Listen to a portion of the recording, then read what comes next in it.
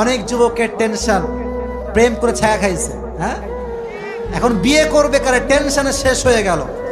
মাথায় রাখবেন, যেই মেয়ে তোমাকে ছেড়ে গিয়েছে ও তোমার যোগ্য নয়, যোগ্যতা তোমাকে ছাড়লো কেন সেই মেয়েটা, ঠিক কিনা বলো? টেনশন করবা না, যে গেছে ওরা যাইতে গুনারই টাইম না আমাদের কাছে। যত দুঃখ কষ্ট আসবে সবকিছু বলবেন একজনকে, আওয়াজ দিয়ে বলেন তিনি কে? বন্ধুকে আগ বাড়ায় বলবেন, বউকে আগ বাড়ায় বললে যা খাইছেন ছাকা আরো বেশি ছাকা খাবেন, ঠিক কিনা বলেন? সর্বাবস্থায় share your happiness with your Lord, share your sadness with your Lord.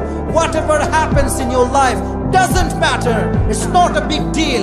If Allah is with you, no one can do anything. ঠিক কিনা বলো যুবক ভাই? সেই দিন এক ছেলে আমার বলছে, হুজুর 5 বছরের সম্পর্ক, হুজুর আমার গার্লফ্রেন্ড আমারে বাদ দিয়ে আরেক টাকলাকে বিয়ে করে ফেলেছে, জীবনটাই তামা তামা হয়ে গেছে। মেয়েরা কিন্তু তোমার সাথেই প্রেম করবে, তোমার সঙ্গেই চলবে, তোমার সঙ্গে ফুচকা খাবে, সব তোমার সঙ্গে করবে, বাট যখন বিয়ের সময় আসবে ও তোমাকে বাদ দিয়ে তাকেই দেখবে যার টাকা পয়সা বেশি। দুনিয়ার বেশিরভাগ সম্পর্ক টিকে থাকে স্বার্থের উপরে। স্বার্থ থাকলেই সম্পর্ক মাশাআল্লাহ গুণগানে ভরা, স্বার্থ শেষ বদনাম ছাড়া কিছুই আপনি পাবেন না, ঠিক কিনা বলেন?